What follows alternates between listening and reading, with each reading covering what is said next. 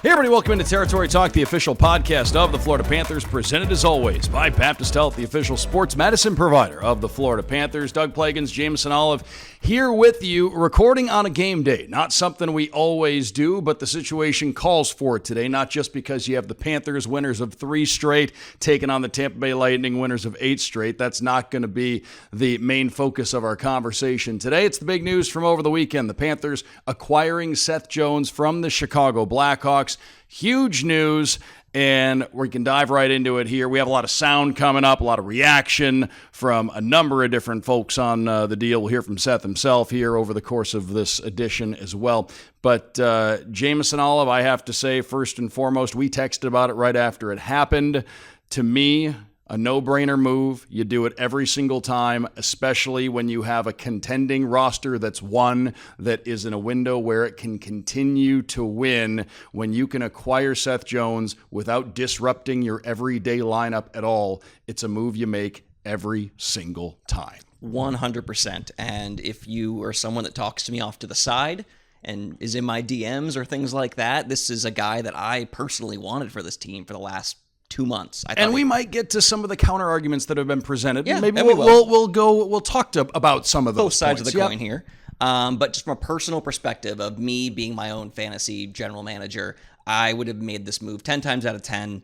I think he's a great fit here with the Panthers, and that's the thing that stands out most is just fit. He fits with the Panthers. Paul Maurice talked about that. Bill Zito talked about that. Seth Jones even talked about that, and we'll get some sound in a bit, but he just fits. He fits with the system. It's going to take a little bit to get adjusted and things like that, but he's a guy that's going to be on that right side, giving the Panthers 20-plus minutes a night, playing great hockey at both ends of the ice. And, you go back to what the Panthers lost from last year to this year, and they lost 2 guys on the right side. They lost OEL, and they lost Brandon Montour. This is a big, big piece in terms of trying to replicate or replace those guys and what they did on that side. So this is huge. Right now he's out there with Nico Mikkola. That's a great 3-4. That's a great second pairing. He's on the second power play unit. He's going to play some penalty kill time too, of course. But just in terms of immediate impact, it's all right there. And what he looks like this first game against the Lightning isn't going to be what he looks like in game 82. Like I said, it's going to take some time, but it's huge. It's huge. And now it just takes a big worry out of your head because right shot defensemen that can play in your top 4 do not grow on trees. They're very hard to come by. The Panthers now have another really good one here, not only for this season, but for 5 more years after this. It lines up, perfectly with the Panthers' quote-unquote window. They have 7 guys signed through 29-30 here. That's Barkov, that's Tkachuk, that's Forsling, Reinhart, Verhaeghe, the list goes on. This is their win now window. This is a window, and it's a really, really, really good window. And they're going to, supplement this team each year and each season. But just in terms of the core pieces they have now to build around for these next, 5+ years, I don't think any other NHL team can say they have a better core right now. And you look at this move being made in advance of the deadline. Love that from Bill Zito because, as we've seen before, the longer that maybe it takes to get a deal done or the more time passes before the deadline, sometimes those asking prices can get even higher, especially in a season like this where you've got so many teams in the playoff race. There might be a smaller number of sellers at the deadline than in some years past. And you also touched on it, the position that he plays. This is something that you don't come across every single day that every team wants to add. Everybody in the league is looking, everybody in the league who thinks they have a chance to do anything after 82 games are in the books wants a right shot defenseman that can play in their lineup every single night right now. The Panthers have one that is going to be a top 4 for the next 5 years that can play 25 minutes a night if he has to. He's probably not going to have to do that, but he has the ability to if necessary. So it's, as we've discussed, a great move to make now, a great move for down the road. A lot of folks maybe looked at this and thought it was very much a win-now move. It is a win-now move, but you're going to have the guy much longer than right now. This isn't a rental type of move. This is a trade to help your team for the years to come, lock in some cost certainty. It just helps in a number of different ways, strengthens the overall core of the team. And believe me, we've seen some of the other counter arguments that have been presented. I know there were a lot of Panthers fans that liked Spencer Knight. And hey, We wish him all the best. We met him. We love Spence. We met him the day he was drafted, mature beyond his years, has a really bright future ahead of him. He's going somewhere, and Paul Maurice talked about this. He's going somewhere where it kind of lines up with his age. He's going to be able to be there for a part of what they're building in Chicago. The other thing, plain and simple, when you have a chance to acquire a player like Seth Jones, it's rare. Guys that can do what he does on the ice, it's rare. He's got a lot of hockey still to play. He's in his prime right now. If we're talking age range, he fits with what the Panthers are doing right now. You can't worry so much about today's backup goaltender in terms of your overall roster. And guess what? In a few years down the road, if the Panthers do plan for life after Sergei Bobrovsky down the road, Bill Zito's going to be able to go out and find a goalie. Trust me. So I have thoughts on all that, but let's just first get to some sound from Seth Jones, and then I think you and I can kind of go through each, well, maybe. We're teasing it there. So we'll go through each kind of, there's two ways to look at everything, so we'll go through all those. But first, let's just get to some sound from Seth Jones. He talked to the media today after his first morning skate here with the Panthers. So some general thoughts on joining the Cats, where he fits, things like that. A big one. I mean, I think that, when you look at the standard in the NHL, this is it. The way they play, like I said, I keep saying the style of hockey. It's physical, it's in your face, it's aggressive, the deep pinch, everything. But everyone works hard on both sides of the puck, and that's the most important thing for me is, you can trust everyone out there. All 5 guys are doing their job, and then you have Bob and Net to make big saves. So, there's really not a stone left unturned here when it comes to hockey, and like I said, I'm super happy that I could come in and be a part of that culture. Is it going to take a little bit of an adjustment from being a guy that kind of all the weight on the world was on you in Chicago to where now you don't have to be the engine, the transmission, you can just be, part of this and moving forward? Yeah, 100%. It's obviously been a tough, 3-4 years there in Chicago. Not what I envisioned, when I signed there as a free agent a few years ago. And I think, when it came to my game, I was just putting so much on myself, trying to do it all, and that wasn't the right thing, obviously. But it was hard mentally, day to day. So, I'm happy that I can just come here, focus on hockey, just play a simple hockey game. Like I said, trust all the players around me, and just win. Winning's fun, winning's everything to us players. And I think that, whether, I'm sure my minutes go down a little bit, but I think that's fine. I go out there, play whatever it's power play, it's penalty kill, just be solid all around, and that'll help the team. Seth, Doug Plagens, Panthers Radio, welcome. Just wanted to gauge your excitement not only for tonight because it's your first game with the team, but also fitting that your first game as a Panther is against the Tampa Bay Lightning, knowing the history the two teams have playing against each other. How much does that add to it for you tonight?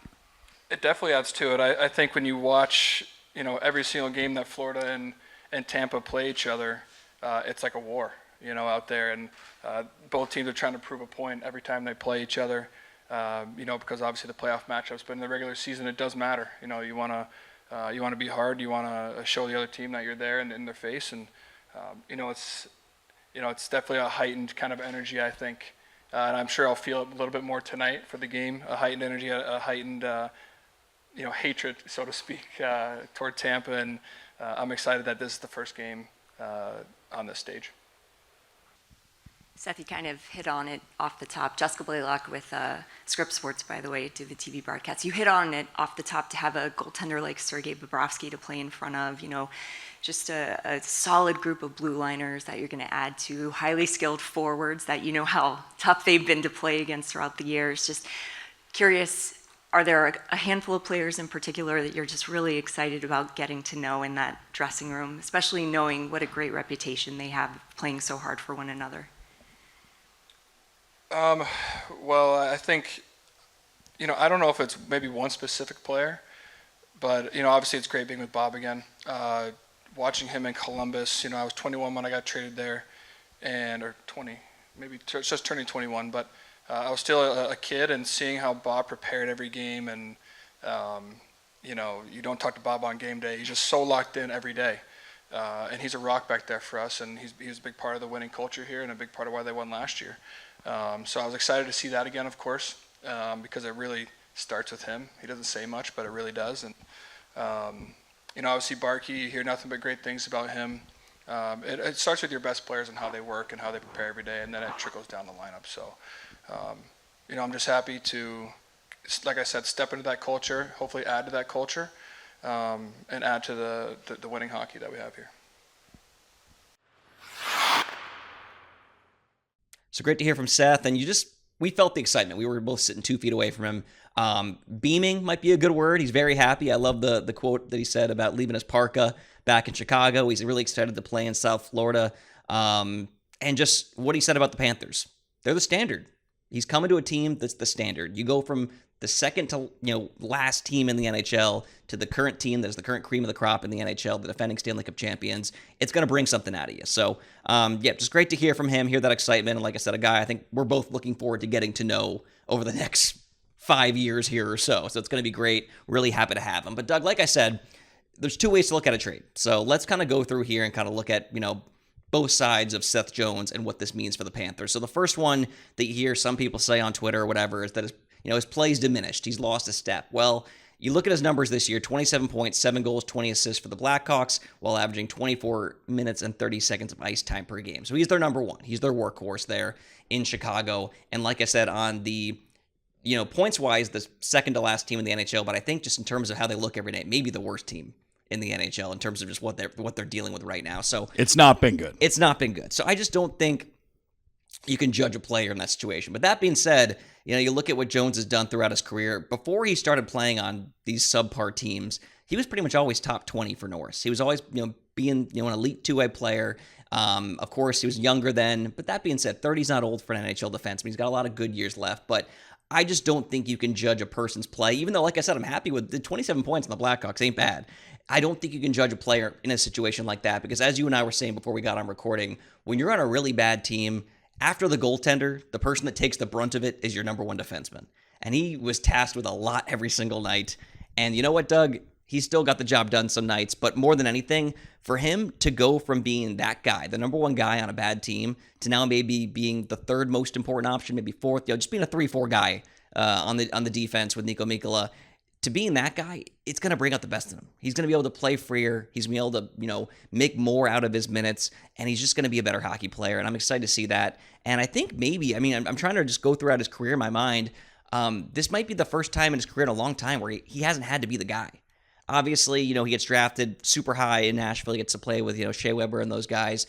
But you're still a high pick. The spotlight's still on you. You go to Columbus. Obviously, you're part of the Johansson trade. You get in there. Of course, Werenski comes along later. But you're the top pair defenseman. A lot's required of you in that spot. And then you go to Chicago, and you are the number one defenseman. And you got to be, leading the charge for a rebuilding team. But now he comes to the Panthers. He's not. The spotlight is on so many other guys here at all times, and it's kind of always moving, whether it's Barkov or Tkachuk or Ekblad or Forsling. There's so many other guys here to kind of share that load with that I think, once again, mentally he's going to be in the best spot he's ever been in, and I think that's going to bring out the best hockey we've seen from him in a while as well. With him in Chicago, it just had to be tough knowing that when you go to the rink, your chances of winning the game that night were just not very good. And then, as you said, you go into games where you're trailing early or the game gets out of hand, and somebody's got to play 25 minutes a night on a team like that. And a lot of times the team's losing, the results aren't going to be good. It's tough to evaluate anybody in those situations. Heck, there are even people getting a little cold on Connor Bedard in year 2. But it's not a Connor Bedard problem. No. It's a Chicago Blackhawks overall roster problem. It just hasn't been good, and it's been tough to fully evaluate anybody there. I think the biggest thing is that Seth Jones is still very much in his prime right now, and he comes here with a chance to get a full-on reboot. He says it, but I can't imagine that when he says he's excited to be here, I don't know if he can fully put it into words. I'm just guessing. I'm just going ahead and guessing here. The excitement level he's got to have to be able to come down here to South Florida and jump into a contender, and to have his first game be against the Tampa Bay Lightning. Talk about an intro to being a Florida Panther, is he's going to be able to jump in against Tampa Bay. So he's played, I'm just talking about even this season, not even going back to the last few seasons, but he's played 60 pretty much meaningless hockey games this year in terms of what it means for standings. Yeah, culture matters and building matters, but in terms of actually fighting for something, not meaning much. First game here with the Panthers. Not only is he playing the Tampa Bay Lightning, a rival, like you said, but two teams that both think they can win the Atlantic Division. This is a huge game tonight. Teams think they can win the whole thing. It's huge. So that I can only imagine how excited he is for that game, but also, of course, this playoff push and getting into the playoffs and so on and so forth. But Doug, moving on to the next kind of question you have when you bring in a guy like this is people talk about the contract. And of course, he was signed for $9.5 million per year. That's what you pay a top defenseman. And of course, like we said, it just turned out bad that he was a top defenseman on a bad team, which is always hard. But coming here for the Panthers, Chicago retains roughly 25%. It's only a $7 million cap hit now for the next 5 years after this season. Much more manageable. Yep. Very manageable. I dove into the numbers here a little bit. Right now, just this season, that'd be tied for 37th among defensemen in terms of highest cap hit. That's already pretty good for a guy that's going to be in your 3-4, and then can play up when needed. But as time goes on, the cap's exploding here over the next couple of years. That is going to just go higher and higher. He's going to fall down that list. I would imagine by the end of that contract, 5 years from now, that $7 million cap hit is probably somewhere in like the 80s or 90s in terms of what highest paid defenseman cap hits in the NHL. So that's going to sort itself out. But even right now, like I said, he's worth it. That's the price tag. And if the Panthers went shopping this summer and we're looking for a top 4 right shot D, they're paying at least $7 million. That's what it costs. So the fact they were able to get ahead of that, not have to go shopping for that guy this summer, to me, that's a win. I don't see the contract as a negative. And this is all, once again, assuming, like we said, he's going to be the player we think he can be. But, that's the number now. And it's going to be an even better number as time goes on. And it just strengthens the depth. You just talk about how much different not only the Panthers are going to look, but also Seth Jones can look. Paul Maurice mentioned when he spoke to the media earlier that Seth's minutes are going to be standard top 4 minutes, and Seth it's probably going to be 3 minutes off what he usually plays. So you're going to be able to get a fresher Seth Jones shift to shift, game to game, because he's not going to have to shoulder the same load that he's playing, that he was playing every single night previously. So I'm not at all concerned about the contract. I think over time it's going to age nicely. If he was a free agent this summer, coming up this summer, and teams are lining up to give him offers, he'd be making at least $7 million. Look what Brandon Montour got. Exactly. So he might be making 8. Honestly, the Panthers might have a bargain here going forward based on just how contracts are going in the NHL. And like I said, with the cap just ballooning to over, what's it going to be? It's going to be 100 and I had it right here. Capologist department. It's going to be $113.5 million for the 27-28 season. That's crazy. It's going up to 95.5 this coming for next season. That's Jameson Olive money over it's there. Jumped. That's got to fit me under that cap. But no. So once again, I see that much more as a positive than a negative more than anything. And like I said, it fits with the window the Cats have now. They built a window. He fits right in. It's perfect. But the last thing I'll say is just you have to give the Panthers and Bill Zito, of course, the benefit of the doubt at this point on any move like this. They have become the premier team in the league for identifying fits. Let's go back in history. Let's go through the recent history books here. Sam Bennett, not doing great in Calgary, comes to the Panthers. Suddenly everyone loves Sam Bennett. Brandon Montour, not doing great in Buffalo. I'll throw Sam Reinhart in there. Sam Reinhart and Brandon Montour, neither doing great in terms of expectations in Buffalo. Come to the Panthers. Oh, they're both elite. It's great. Carter Verhaeghe, diamond in the rough, comes to the Lightning over to the Panthers. The list goes on and on and on. So I think at this point you have to understand the Panthers just know the types of players that need to, that will fit in their system that they can get the best out of. And I feel like they have more just insight into Jones than any of those other players they already brought in, because Bill Zito was with Jones in Columbus for several seasons when he was assistant general manager there before being hired by the Panthers. So there's just such a knowledge there by the Panthers and such an understanding of what this team is and what this team needs to have success. And, before I continue, I did ask Bill Zito about that, and I want to play this clip from him just on his thoughts about that idea of fit. But you're right. It's a great point that you bring up, is that a team is going to win the cup this year. I don't know who it is, but it will be a team. And how all those parts play together, it will not be the collection of the top 20 best hockey players in the league. It'll be a team. And that's an important part of how, at least how we go about the equation. And, I think Seth will tell you the same thing. I mean, it's the guys know it, and it is important, and it's exciting. So great to hear from Bill Zito there, and he hit the nail on the head. A team's going to win the Stanley Cup this year, and it's going to be a team. You can't just get 20 of the most elite hockey players in the world and win the Stanley Cup. That's not how it works. You got to have fits. You got to have all players that work together.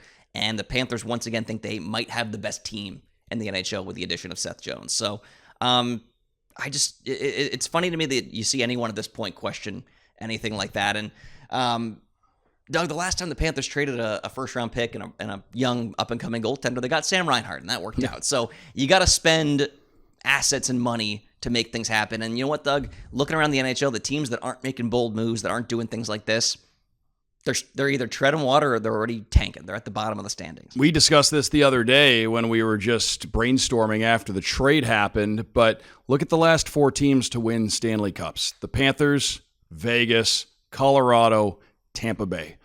4 of the most aggressive teams in the league when it comes to making moves, when it comes to taking the big swing, when it comes to getting out ahead of things and making the big move, sometimes taking people by surprise and making the big move, even taking it away from the Panthers' scope. People can think what they want about the Vegas Golden Knights. I know there are a lot of folks out there that aren't Vegas fans, probably because from day one coming into the league, they've been good. A lot of people like to come down on them for always pursuing whatever the shiny new toy on the market is. Well, guess what? They've done that. They've never been afraid to take the big swing, and they've been good their entire existence, and they have a Stanley Cup and another finals appearance in there to show for it. We know that Colorado's always been a team that looks to make the right move, and Julien Brisebois, who's and obviously Colorado just traded Mikko Rantanen, and that's a big move right there. And Marty Necas has gone in there and produced. So it's been a move that's worked. And how many savvy moves have we seen Julien Brisebois make when his team looks to be pressed right up against the salary cap, and he still finds a way to supplement the roster and keep things moving forward? And what do you know, this Tampa Bay team looks like it's retooled again and might be in its best position to make a deep run since the last time they got to the Cup final back in 2022. So the teams that get out there and make the moves, take the big swings, these are the teams that have had success in the National Hockey League. The teams that haven't, I don't know if we need to go down that. We're not trying to call anybody out here, but there are certain teams mired in long playoff droughts. There are teams that have tight to all their young players and prospects. There are teams that have sat around waiting for prospects and trying to acquire more prospects and draft picks. And what have they done? They've had to rebuild their rebuild after they already rebuilt the rebuild.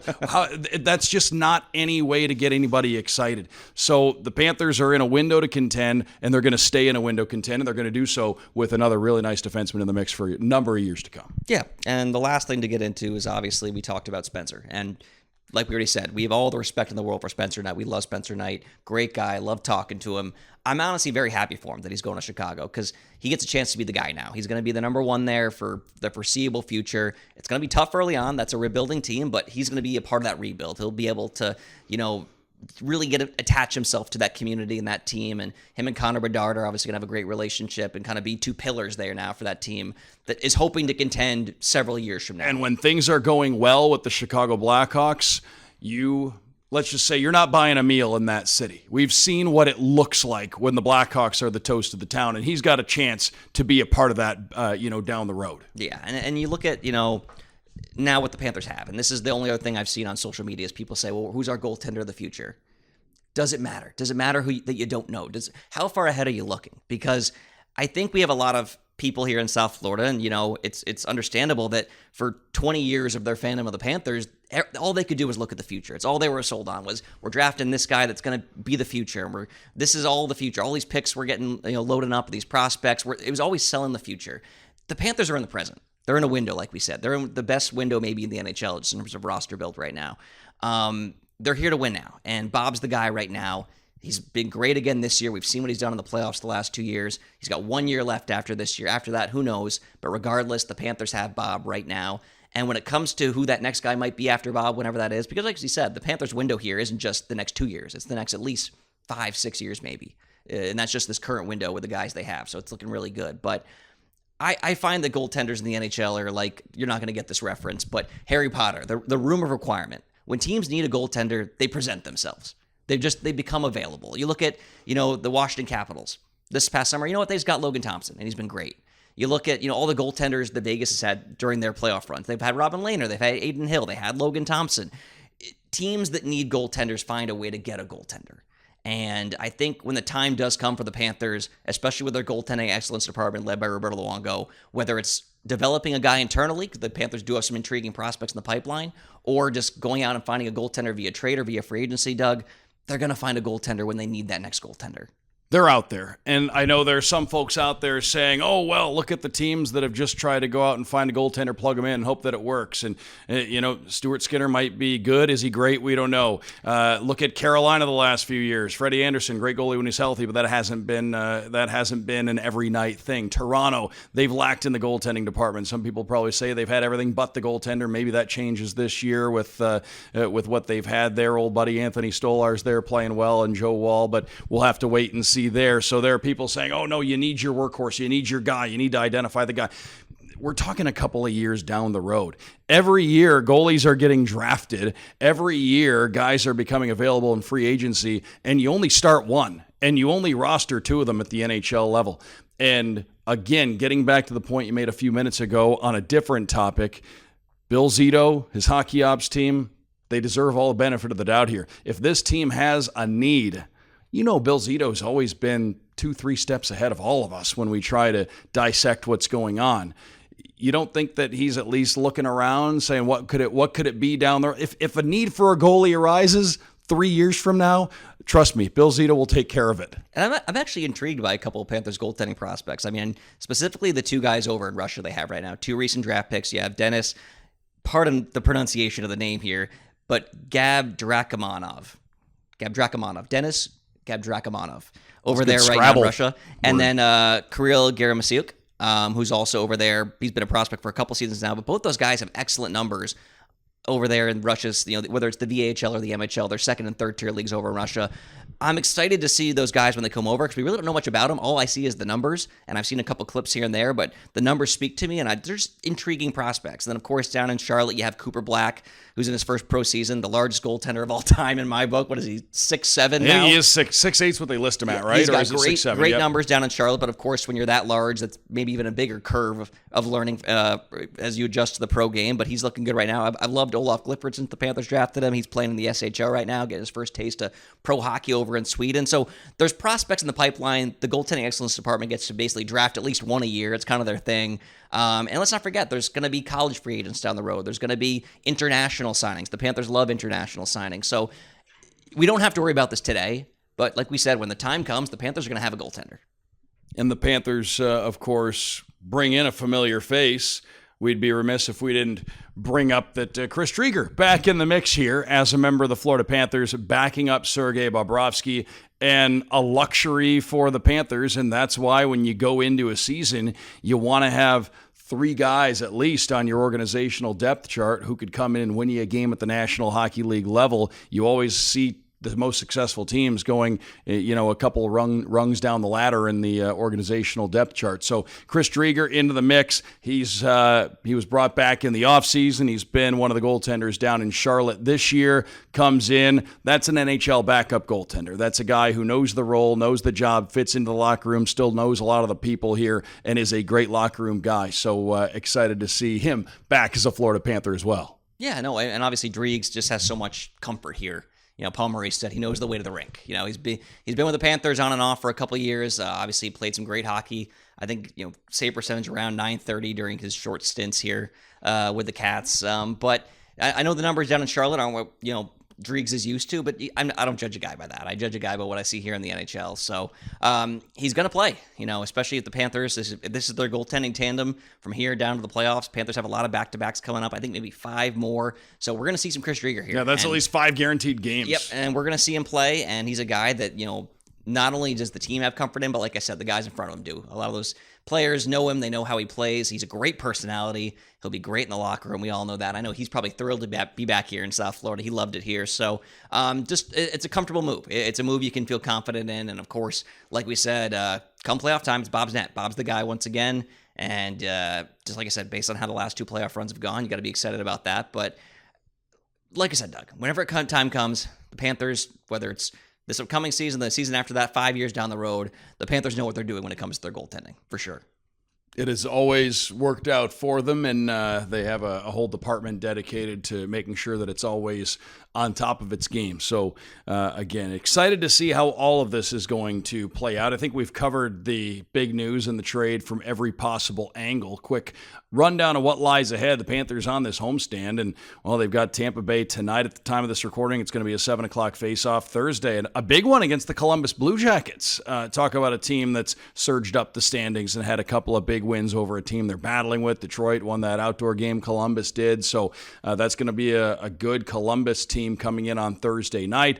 7 o'clock face-off for that one. And then the Buffalo Sabres in town on Saturday at 6 o'clock. So we hope to see everybody out at Amerant Bank Arena throughout the course of the week. FloridaPanthers.com, SeatGeek.com, 954-835-PUCK to get your tickets. So that's what's coming up as far as the Panthers schedule is concerned, and a chance to get out and see Seth Jones in a Panthers uniform on home ice coming up here over the course of the week. So hope to see you there. That's it for this edition of the Territory Talk Podcast, the official Panthers podcast presented by Baptist Health, the official sports medicine provider of the Florida Panthers. For Jameson Olive, I'm Doug Plagens. We will talk to you next time.